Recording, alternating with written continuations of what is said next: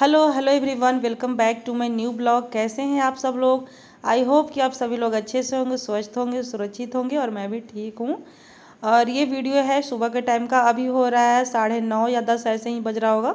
तो आप सभी को प्यार भरा गुड मॉर्निंग। और मैं यहाँ पे चना फ्राई कर रही हूँ नाश्ते के लिए। घर का सारा काम हो गया ख़त्म। मैं नहा ली हूँ, जितने भी काम धंधा था, यानी कि झाड़ू लगा ली और बर्तन वगैरह थोड़े से पड़े हुए थे वो मांजी, कपड़े धोई, बाथरूम दोनों क्लीन किए, सारा काम ख़त्म करके। और बुधवार दिन का ये वीडियो है, बुधवार के दिन का। तो सारा काम ख़त्म करने के बाद अब मैं बनाने जा रही हूँ नाश्ता। चना भिगोई थी। क्या है ना कि अभी बरसात के सीज़न में कुछ भी इस तरीके का चीज़ अगर ज़्यादा दिन रखे रहिए, चना वगैरह, तो उसमें ना छोटे छोटे से अजीब जैसे ही कीड़ा होने लगते हैं। तो इसीलिए मैं उसको देखी तो अभी सही था तो भिगो दी थी। तोरी भी बनाना था चना में मिक्स करके, तो इसीलिए मैं ज़्यादा ही भिगोई थी। सारा ही भिगो दी थी, जितना था ना सारा ही भिगो दी थी। इसीलिए इसको बना करके ख़त्म ही कर दूँगी। तो सुबह सुबह बच्चों के लिए और अपने लिए चना फ्राई कर रही हूँ। इसको उबाल करके मैं फ्राई कर रही हूँ। थोड़ा सा प्याज वगैरह कट की हूँ, प्याज और हरा मिर्च, और उसको प्याज को और हरा मिर्च को अच्छे से सरसों का तेल डाली, थोड़ा सा जीरा डाली और डाल करके और फ्राई कर ले रही हूँ प्याज को थोड़ा सा हल्का सुनहरा होने तक। और उसके बाद इसमें ना हल्का सा हल्दी का पाउडर और चुटकी भर मिर्ची का पाउडर मैं डालूँगी। ज़्यादा मसाले मैं बिल्कुल भी नहीं डालूँगी। और ये मसाले डाल करके थोड़ा सा चला करके और फिर चना डाल दूँगी। और इसमें वही है, स्वाद के अनुसार नमक डाल दीजिए, थोड़ा सा चाट मसाला डाल दीजिए, काफ़ी ज़्यादा टेस्टी लगता है। और मैं आज लेट उठी सुबह के टाइम पे। तो उसका कारण ये है कि आप सभी को पता है मेरा तबीयत ख़राब ही रहता है अधिकतर। तो रात में ना, और मुझे नींद ना आने की प्रॉब्लम तो पता ना कब से शुरू हो गई है, काफ़ी दिनों से, काफ़ी महीनों से हो गई है, दिनों क्या महीने हो गए। तो रात में भी मुझे 1:30 या 2-3 बजे तक मैं जगी रही, नींद ही नहीं आया। इसी तरीके से बस आँख खुला रहा, ताकते रही, कुछ दिमाग में चलते रहा। अब क्या कर सकते हैं, सब लोग यही बोलते हैं, डॉक्टर भी यही बोलते हैं, सोचती हूँ, मगर मैं जानबूझ करके नहीं सोचती हूँ। कुछ ना कुछ दिमाग में अपने आप ही चलते रहता है। तो नींद ही नहीं आया, लेट सोई ना, तो सुबह थोड़ा सा मैं सोए रह गई। सुबह सुबह ही यहाँ पे बारिश हुआ था और एक दिन पहले भी बारिश हुई थी। तो मौसम एकदम ठंडा हो गया था। तो फिर मेरी आँख भी नहीं खुली। और फिर जो मेरे हस्बैंड जी हैं वो और मुझे चादर वगैरह उड़ा दी हैं कि सो जा, क्योंकि इनको पता है कि तबीयत ख़राब रहता है और अगर मैं कम सोऊंगी तो फिर और भी मेरा बीपी बढ़ जाता है और फिर सिर में दर्द होने लगता है। तो इसीलिए ये छोड़ दिए, सोए रहे। मुझे पता भी नहीं चला, जब आँख खुली तो देखिए कि ये जा चुके थे। तो उसके बाद मैं उठी ना, तो मुझे बहुत बुरा लगा, क्योंकि इस तरीके से जब ड्यूटी जाते हैं बिना खाना लेकर के, बिना खाए, तो हम हाउसवाइफ को, चाहे मैं हूँ या कोई हो, किसी को भी अच्छा नहीं लगता है, बहुत बुरा लगता है। तो अभी मुझे भी बुरा लगा। फिर मैं फ़ोन की तो बोले कोई बात ना, मैं बाहर खा लूँगा, अपना बनाओ खाओ सब।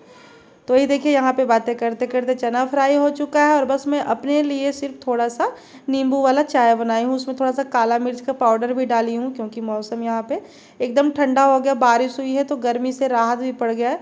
क्योंकि गर्मी बहुत ज़्यादा हो गई थी, एकदम कड़कती गर्मी। गर्मी से एकदम लग रहा था कि डेली ही डेली मेरा सिर दर्द कर रहा था गर्मी के कारण। पंखे का हवा भी एकदम बहुत ज़्यादा गर्म आ रहा था। तो अभी हम लोग खाएंगे ये चना फ्राई हुआ और चाय मैं पीऊँगी। आ जाइए आप लोग भी साथ में इंजॉय कीजिए।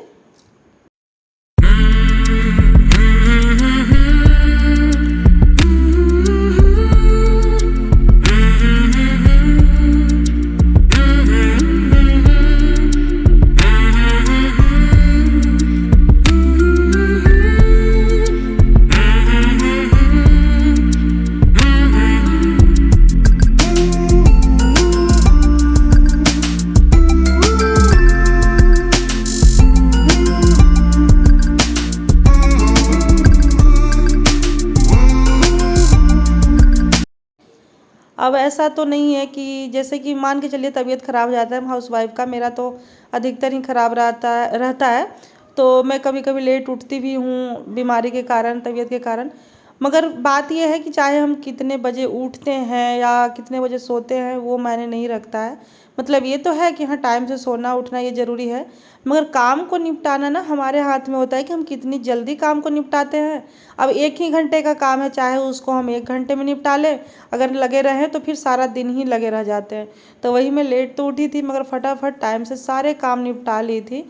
और थोड़ा सा मुझे सिलाई मशीन का भी काम था तो वो भी मैं कर रही थी, और घर के भी काम करते। और देखिए मैं आप लोगों को दिखा रही हूँ, अभी भी यहाँ पे बारिश हो रही है, झमाझम बारिश हो जा रही है। और सामने की हरियाली देख करके मतलब मज़ा आ जाता है। और सामने यहाँ पे भी मोर तक भी आ जाते हैं, इतने नज़दीक में मैं आप लोगों को एक वीडियो पिछले वीडियो में ही बताई थी कि मोर आ जाते हैं, काफ़ी ज़्यादा हरियाली है यहाँ पे।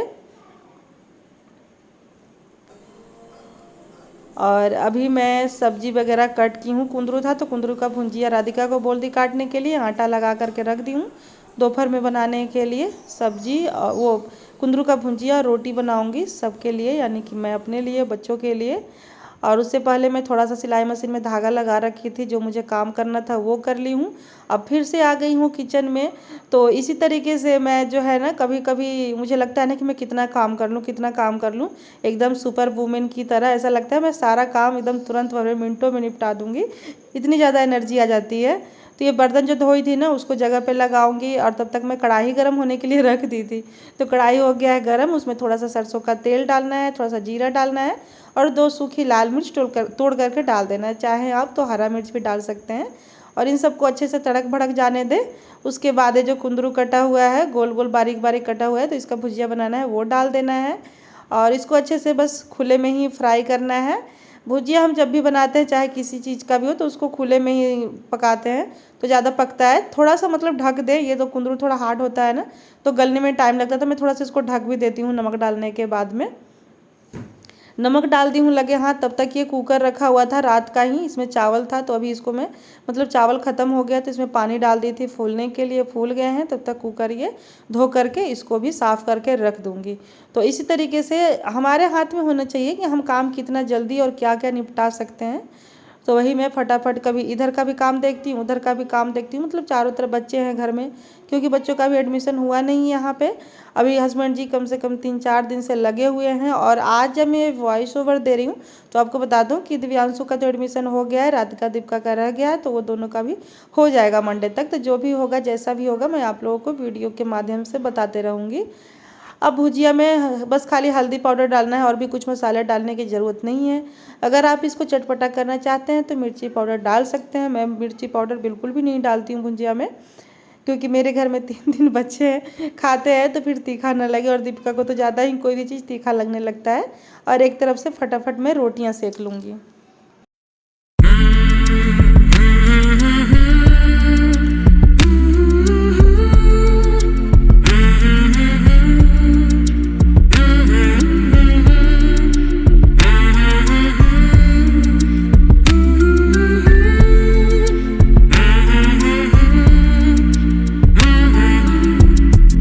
अगर हम हाउसवाइफ चाहें तो कितना भी काम निपटा सकते हैं। चाहे अगर बीमार भी रहें, थोड़ा सा शरीर जैसे ही चलने लगता है ना, तो वैसे ही ऐसे लगता है कि शरीर में कितना एनर्जी आ गई, ये भी काम ख़त्म कर दे, वो भी काम ख़त्म कर दे। मेरे साथ तो अक्सर ही होता है।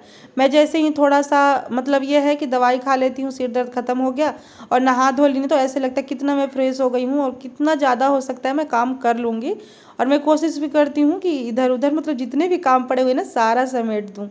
ऐसे होता है। अभी रोटियां बन चुकी हैं, लगे हाथ थोड़ा बहुत जो किचन है वो समेट दूंगी। चूल्हा तो अभी गर्म है, तवा भी गर्म है, तो वो सब बाद में क्लीन करूंगी। बोलते हैं गरम गरम चूल्हा जो है वो नहीं साफ़ करना चाहिए। तो ये आसपास जितने भी आटा वगैरह गिरा हुआ है वो मैं पोंछ रही हूँ, और चूल्हा बाद में पोंछ दूंगी। और मसालदानी वगैरह जो है ये डेली मैं यहाँ पे साफ़ करती हूँ, क्योंकि यहाँ पे बाहर से बहुत ज़्यादा धूल आती है और यहाँ कीड़े मकोड़े भी बहुत ज़्यादा चलते हैं, इसलिए साफ़ करना डेली बहुत ज़रूरी है। तो फटाफट खाना भी बन गया है, गर्मा गर्म रोटी और भुजिया। और खाने के बाद फिर से मैं सिलाई मशीन पे काम की थी, और भी जो छोटे मोटे काम थे वो भी की थी।